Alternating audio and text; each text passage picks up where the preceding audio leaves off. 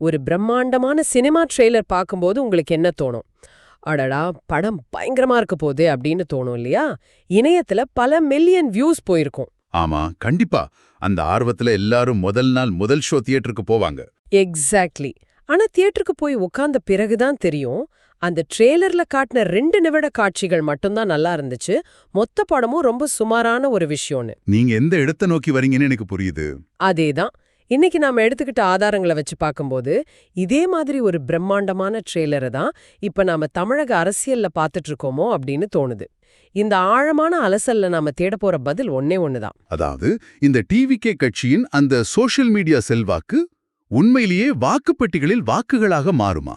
ஆமா, அதுதான் மிஷன். அல்லது இது வெறும் டிஜிட்டல் பிம்ப அரசியலா? அதாவது ஆன்லைன்ல இவ்ளோ பெரிய அலை இருக்கிறதே, அது உண்மையில் வாக்குச்சாவடியில் பிரதிபலிக்குமா? வாங்க, இத கொஞ்சம் விரிவாகவே பார்ப்போம். இதுல ஆச்சரியப்பட வைக்கும் விஷயம் என்னன்னா, ஆன்லைன் அலைக்கும் ஆஃப்லைன் யதார்த்தத்துக்கும் உள்ள அந்த முரண்பாடு தான். நாம திரையில் பார்ப்பதற்கும் தரையில் நடப்பதற்கும் நிறைய வித்தியாசங்கள் உண்டு. கரெக்ட். இந்த ஆதாரங்கள் எல்லாம் தொகுத்து பார்க்கும்போது ஒரு விஷயம் ரொம்ப தெளிவா புரியுது. இந்த தேர்தல்ல டிவிகே கட்சிக்கு வாக்களிப்பது என்பது இளைஞர்கள் மத்தியில் ஒரு தீவிரமான அரசியல் நிலைப்பாடாக இல்லாம ஒரு ஃபேஷன் அல்லது ட்ரெண்டா மாறியிருக்கு. ஓ, அதாவது ஒரு ஈவென்ட் மேனேஜ்மெண்ட் மாதிரி சொல்றீங்களா? ஆமா, ஒரு விஷயத்தை இணையத்தில் ட்ரெண்ட் செய்வது வேற, ஆனால் அதை ஒரு அரசியல் மாற்றமாக களத்தில் கொண்டு வருவது என்பது முற்றிலும் வேறொரு அறிவியல். அந்த ட்ரெண்ட பத்தி நீங்க சொல்லும்போது தான் நம்மளோட ரிசர்ச் நோட்ஸ்ல இருந்து சில சுவாரஸ்யமான விஷயங்கள் எனக்கு ஞாபகம் வருது. இத கேக்குற உங்களுக்கும் இது ரொம்பவே வேடிக்கையா இருக்கும். எந்த விஷயத்த சொல்றீங்க? சிலர் வெளிப்படையா என்ன சொல்றாங்க தெரியுமா? எனக்கு என் ஆபீஸ் மேனேஜரை பிடிக்கல, அவரை வெறுப்பேத்துறதுக்காகவே நான் ஓட்டு போட்டேன் அப்படின்னு கேஷுவலா சொல்றாங்க. நிஜமாவா? ஆமா. இன்னொரு கல்லூரி மாணவர், எங்க பிரின்சிபல் என்ன ரொம்ப டார்ச்சர் பண்றாரு, அதான் ஓட்டு போட்டேன் அப்படின்னு சொல்றாரு. இதுல உச்சக்கட்டம் என்னன்னா, கோயம்புத்தூர்ல ஒரு கல்லூரியில பேராசிரியர் வகுப்பு எடுத்துட்டு இருக்கும்போது சில மாணவர்கள் தங்களுக்குள்ள சீரியஸா பேசிட்டு இருந்திருக்காங்க. என்னப்பா பேசுறீங்கன்னு பேராசிரியர் கேட்டதுக்கு, நாங்க பாலிடிக்ஸ்ல PhD பண்றோம் சார் அப்படின்னு ரொம்ப நக்கலா பதில் சொல்லியிருக்காங்க. இது ரொம்பவே ஆச்சரியமா இருக்கு. இதையெல்லாம் பார்க்கும்போது எனக்கு ஒரு சந்தேகம் வருது. ஒரு பொருளை எல்லாரும் வாங்குவாங்க, அத பத்தி ஆன்லைன்ல பெருமையா பேசிக்குவாங்க, ஆனா யாருமே அதை பயன்படுத்த மாட்டாங்க. அந்த மாதிரி ஒரு மாயையா இது? இதுக்கு பின்னாடி ஒரு மிகப்பெரிய சமூக உள்ளவியல் இருக்கு. இத நாம எக்கோ சேம்பர் எஃபெக்ட் அப்படின்னு சொல்லுவோம். பொதுவா பல ஆண்டுகளாக ஒரு குறிப்பிட்ட கட்சிக்கு வாக்களிக்கும் பாரம்பரியமான வாக்காளர்களை நீங்க கவனிச்சிருக்கீங்களா? ஆமா, அவங்க தங்களோட வாக்க வெளியே சொல்லவே மாட்டாங்க. எக்ஸாக்ட்லி. தேர்தல் அன்னைக்கு ரொம்ப அமைதியா போயிட்டு சத்தம் இல்லாம ஓட்டு போட்டு வந்துருவாங்க. ஆனா இந்த புதிய ஆதரவாளர்கள், குறிப்பா இளைஞர்கள், அப்படி கிடையாது. ரொம்ப வெளிப்படையா பேசுறாங்க. ஆமா, சமூக வலைத்தளங்கள்ல ரொம்ப வெளிப்படையா இருக்காங்க. அதாவது மிகவும் வோக்கலா இருக்காங்க. இதனால இவர்களுக்கு மிகப்பெரிய மைதான ஆதரவு இருப்பது போன்ற ஒரு செயற்கையான பிம்பம் ஆன்லைன்ல உருவாக்கப்படுகிறது. அதாவது என்னோட இன்ஸ்டாகிராம் டைம்லைன் முழுக்க இவங்கள பத்தி மட்டுமே போஸ்ட் வருதுன்னா, உலகமே அவங்களுக்கு தான் ஓட்டு போடுதுன்னு நாமே ஒரு முடிவுக்கு வந்துடுறோம். ஆனா நிஜத்துல அந்த சத்தம் போடாத பெரிய கூட்டத்தோட மனநிலை என்னன்னு நமக்கு தெரியறதே இல்ல. அப்படிதானே? துல்லியமான கணிப்பு.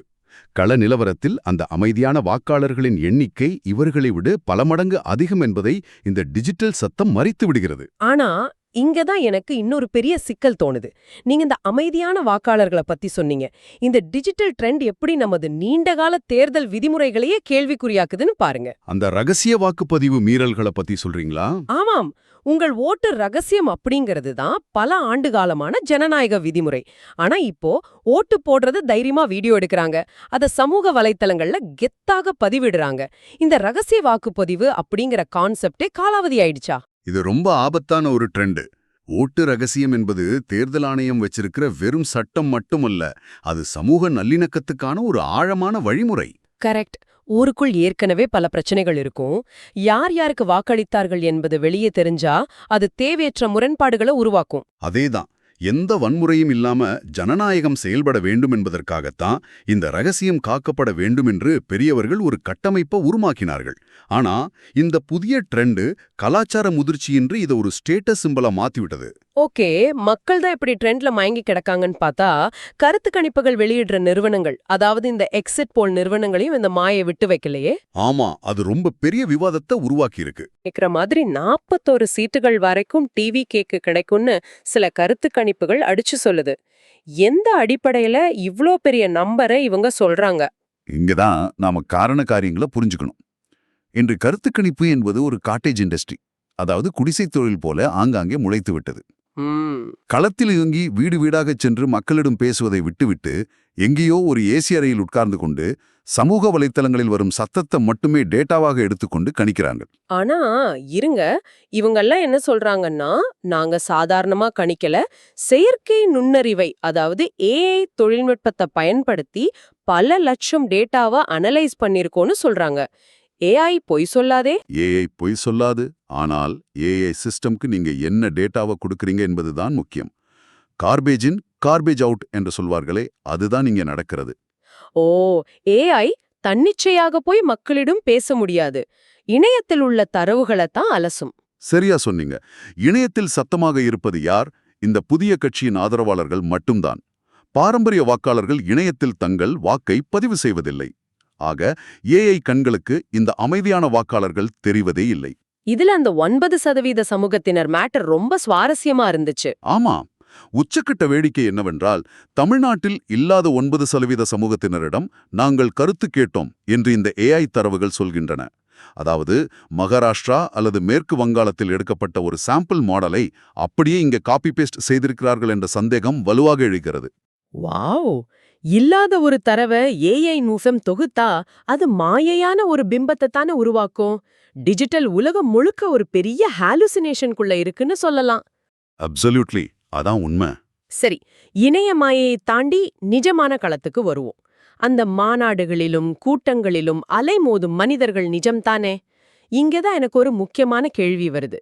நிறைய பேர் இவரை எம்ஜிஆருடன் ஒப்பிட்டு பேசுறத பார்க்க முடியுது. ஆமா, அது ரொம்ப பரவலான ஒரு வாதம். எம்ஜிஆர் எப்படி சினிமாவில் இருந்து வந்து எந்த பெரிய பின்புலமோ இல்லாம அரசியல்ல பெரிய அலை உருவாக்கினாரோ அதே மாதிரி இவரும் உருவாக்குவார் அப்படின்னு ஒரு தரப்பு ஆணித்தரமா நம்புறாங்க. இந்த ஒப்பீட்டை நாம எப்படி எடுத்துக்கிறது? இந்த ஒப்பீடு முற்றிலும் வரலாற்று பிழையானது. எம்ஜிஆர் அவர்கள் திடீரென்று ஒரு நாள் பனையூர் வீட்டை விட்டு வெளியே வந்து கட்சியை ஆரம்பித்து முதலமைச்சராகிவிடவில்லை. அவர் அடிமட்டத்திலிருந்து உழைத்து வந்தவர். பேரறிஞர் அண்ணாவால் பக்குவப்படுத்தப்பட்டவர். முத்தமிழறிஞர் கலைஞரின் நண்பராக பல ஆண்டுகள் கடினமாக உழைத்தவர். ஆமாம், கிராமம் கிராமமாகச் சென்று நாடகம் போட்டவர். அவருக்கு தமிழ்நாட்டின் ஒவ்வொரு கிராமத்தின் நாடி துடிப்பும் தெரியும். ஆனால் இவர் தனது கட்சி தொண்டர்களுக்கு இதுவரை கால் தூசி அளவு கூட எந்த ஒரு நன்மையும் செய்யவில்லை என்ற கடுமையான விமர்சனம் அரசியல் நோக்கர்களால் வைக்கப்படுகிறது. ஆனா இவருக்கும் ரசிகர்கள் மன்றம் ஊருக்கு இருக்கல்ல. உண்மைதான். ஆனால் எம்ஜிஆர் காலத்தில் சமூக வலைதளங்கள் இல்லை. அந்த ரசிகர்கள் நிஜமான களத்தில் இறங்கி வேலை செய்தார்கள். கொளுத்தும் கோடை வெயிலில் தேர்தல் நடக்கிறது, ஒரு தண்ணீர் பந்தலோ அல்லது மோர் பந்தலோ கூட இவர்களால் தமிழகம் முழுவதும் அமைக்கப்படவில்லை என்ற விமர்சனம் நமது ஆதாரங்களில் அழுத்தமாக பதிவாகியுள்ளது. பாரம்பரிய கட்சிகளுக்கு மாற்று என்று சொல்லிக் கொள்ளும் இவர்கள் அந்த மாற்றுக்கான எந்த அடிப்படை களப்பணியும் செய்யவில்லை. இதை கேட்கும்போது எனக்கு ஒரு சவால் ஞாபகம் வருது. எந்த சவால்? நம்ம ரிசர்ச் நோட்ஸ்ல ஒரு மூத்த பத்திரிகையாளர் சொல்லியிருந்தார், சமூக வலைதளங்களை ஒரு 10 நாட்கள் தமிழ்நாட்டுல தடை செய்து பாருங்கள், அப்போது தெரியும் இவர்களுடைய உண்மையான கள நிலவரம் என்னவென்று அப்படின்னு. ரொம்ப ஆழமான சவால் அது. இன்னொரு விஷயத்தையும் நான் இங்க சுட்டி காட்டணும். அவங்க 120 இடங்கள்ல வேட்பாளர்களை நிறுத்தியிருக்காங்க. ஆனா அவர் வெறும் 20 தொகுதிகளில் மட்டுமே நேரடியாக போய் பிரச்சாரம் செஞ்சிருக்காருன்னு தரவுகள் சொல்லுது. அதே சமயம் மற்ற தலைவர்கள் 200க்கும் மேற்பட்ட தொகுதிகளுக்கு நேரடியாக சென்று மக்களை சந்திக்கிறார்கள். அதான் அவர் இன்னும் கொஞ்சம் மெனக்கெட்டு எல்லா தொகுதிகளுக்கும் போயிருந்தா இந்த நிலைமை மாறியிருக்குமா? நிச்சயம் மாறியிருக்கலாம். ஏனென்றால் தேர்தல் களப்பணி என்பது வெறும் கூட்டத்தை கூட்டுவது மட்டுமல்ல. பூத் ஏஜென்ட்டுகள்னு சொல்வார்களே, அவர்களின் வேலை என்ன தெரியுமா? வாக்கு சாவடிக்கு வெளியே உட்கார்ந்து இருப்பது மட்டுமில்லையா? கிடையாது. மதியம் 3 மணியாகி விட்டது, இன்னும் நமது தெருவில் உள்ள எந்தெந்த குடும்பங்கள் வந்து ஓட்டு போடவில்லை என்று கையில் உள்ள பட்டியலை வைத்து பார்த்து அவர்களின் வீட்டுக்கே சென்று அவர்களை வண்டியில் ஏற்றி வந்து ஓட்டு போட வைப்பதுதான் ஒரு பூத் ஏஜென்ட்டின் வேலை. ஓ, அந்த கேடர் நெட்வொர்க் தான் ஒரு கட்சியின் அடித்தளம். ஆமா, வீதி வீதியாக போய் பிரச்சாரம் செய்வது, பலம் வாய்ந்த கூட்டணிகள் அமைப்பது, இது எதுவுமே இல்லாமல் வெறும் சமூக வலைத்தளங்களில் வெளியாகும் ஆதரவை மட்டும் வைத்துக்கொண்டு ஒரு ஜனநாயக தேர்தலை வென்றுவிட முடியாது. நீங்க சொல்ற லாஜிக் ரொம்ப ஸ்ட்ராங்கா இருக்கு. ஆனா எனக்கு இதுல ஒரு பெரிய முரண்பாடு தெரியுது. நீங்க சொல்ற மாதிரி களப்பணி இல்ல, பூத் ஏஜென்ட் இல்ல, இதெல்லாம் ஓகே. ஆனா பணமே கொடுக்காம இவ்ளோ பெரிய கூட்டம் அவர் பின்னாடி வருதே, இது தமிழக அரசியல்ல ஒரு மிகப்பெரிய மாற்றத்துக்கான அறிகுறி இல்லையா? இது ரொம்ப நேர்த்தியான கேள்வி. இந்த கூட்டம் ஏன் வருகிறது என்பதை நாம் ரொம்ப ஆழமாக பகுப்பாய்வு செய்ய வேண்டும். நமது தரவுகளில் 2 விதமான வாதங்கள் முன்வைக்கப்படுகின்றன. என்னென்ன வாதங்கள்? ஒன்று, நீண்ட காலமாக ஆட்சி செய்து வரும் திராவிட கட்சிகள் மீதான மக்களின் விரக்தி. இந்த ஆன்டி எஸ்டாப்ளிஷ்மெண்ட் மனநிலைதான் இந்த புதிய கட்சிக்கு இவ்வளவு பெரிய கூட்டம் வர காரணம் என்று ஒரு தரப்பு சொல்கிறது. இருங்க, மக்கள் உண்மையிலேயே கொள்கை அடிப்படையில் ஒரு பெரிய மாற்ற அரசியல் வேண்டும் என்று நினைத்திருந்தால் அந்த மாற்ற அரசியலை பல ஆண்டுகளாக முன்வைக்கும் சீமான் போன்ற தலைவர்களுக்கு இந்த இளைஞர் கூட்டம் ஏன் இப்படி அலைமோதி போகவில்லை? மக்கள் கொள்கைக்காக வராங்கன்னு சொல்றது எனக்கு இடிக்குதே.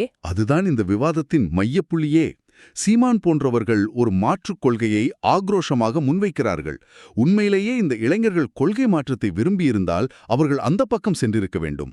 அப்போ நீங்க என்ன சொல்றீங்க? இந்த இளைஞர்களின் கூட்டம் ஒரு புதிய சித்தாந்தத்துக்காக வரல, வெறும் அந்த சினிமா கவர்ச்சிக்காக, ஸ்டார் அப்பீலுக்காக மட்டும்தான் வந்திருக்காங்கன்னு சொல்றீங்களா? மூத்த அரசியல் நோக்கர்கள் நமது ஆதாரங்களை இதை மிக தெளிவாக விளக்குகிறார்கள். இது எந்த புதிய மாற்று அரசியலும் அன்ற. சொல்லப்போனால் அதுவும் திராவிட கட்சிகளின் ஒரு சினிமா நீட்சிதான். Extension of Dravidian politics via cinema. சரியா சொன்னீங்க. அவர்கள் புதிதாக எந்த ஒரு மாற்று பொருளாதார திட்டத்தையோ சமூக திட்டத்தையோ முன்வைக்கவில்லை. அந்த சினிமா பிம்பம், திரையில் அவரை பார்த்து வளர்ந்த அந்த ஈர்ப்பு, நமது அண்ணன் என்ற அந்த ஒரு உணர்வு மட்டுமே அவர்களை ஒன்றிணைக்கிறது. பாரம்பரிய அரசியல் மீதான விரக்திக்கும் சினிமா கவர்ச்சிக்கும் இடையிலான ஒரு தற்காலிகமான சந்திப்பு புள்ளிதான் இந்த கூட்டம். இது கொள்கைக்கான கூட்டம் அல்ல, கொண்டாட்டத்துக்கான கூட்டம். அப்சல்யூட்லி. கேட்கவே ரொம்ப தெளிவா இருக்கு.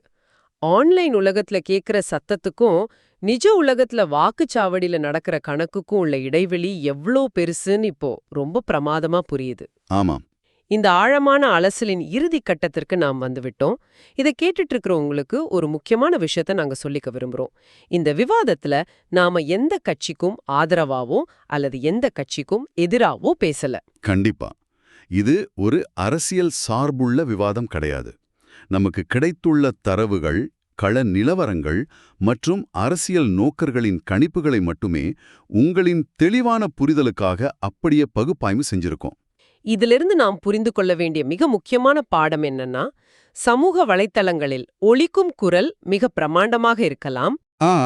அடித்தட்டு மக்களின் நாடி துடிப்பை அறியும் களப்பணியும் அமைப்பு ரீதியான பலமும், அதாவது ஆர்கனைசேஷனல் டெப்த் இல்லாமல் அந்த டிஜிட்டல் அலை வாக்குச்சாவடியில் ஒருபோதும் நிஜமான வாக்குகளாக மாறாது. இதைவிட தெளிவா சொல்ல முடியாது. நிகழ்ச்சியை தொடங்கும் போது நான் சொன்ன அந்த சினிமா ட்ரெய்லர் உதாரணம் இப்போ உங்களுக்கு முழுமையா கனெக்ட் ஆகியிருக்கும் நங்குறேன். ஆமா, இன்ஸ்டாகிராம் ரீல்ஸையும் ட்விட்டர் ட்ரெண்டிங்கையும் வைத்து மட்டுமே ஒரு ஜனநாயக தேர்தலை வென்றுவிட முடியாது. ஆனா இது எல்லாவற்றையும் தாண்டி எனக்கு கடைசியா ஒரு கேள்வி தோணுது. இன்னைக்கு டிஜிட்டல் மாயை கள யதார்த்தத்திடம் தோற்று போகலாம். ஆனால் இன்னும் ஒரு 10 வருடங்கள் கழித்து யோசித்து பாருங்களேன். இன்று வெறும் ட்ரெண்டுகளுக்காக வாக்களிக்கும் இந்த 18 வயது இளைஞர்கள் நாளை 30 வயதை நெருங்கும் மைய வாக்காளர்களாக மாறும்போது என்ன நடக்கும்? அது ஒரு மிகப்பெரிய கேள்வியா இருக்கும். அப்போது கள யதார்த்தம் டிஜிட்டலுக்கு தகுந்தாற் போல மாறுமா? தமிழக அரசியல் ஒரு புதிய கணிக்க முடியாத டிஜிட்டல் காலத்துக்குள் நுழைகிறதா? நினைவில் கொள்ளுங்கள், இணையத்தில் ஒரு ட்ரெண்ட் உருவாக்குவது மிகவும் எளிது. ஆனால் களத்தில் இறங்கி தேர்தல் வெல்வது என்பது மிக கடினம். சமூக வலைத்தளங்களில் ஒலிக்கும் குரல் பெரியதாக இருக்கலாம், ஆனால் இறுதியான குரல் என்றைக்கும் வாக்காளர்களுடையது. நீங்க என்ன நினைக்கிறீங்க? மீண்டும் ஒரு சுவாரஸ்யமான ஆழமான அலசலில் உங்களை சந்திக்கிறோம்.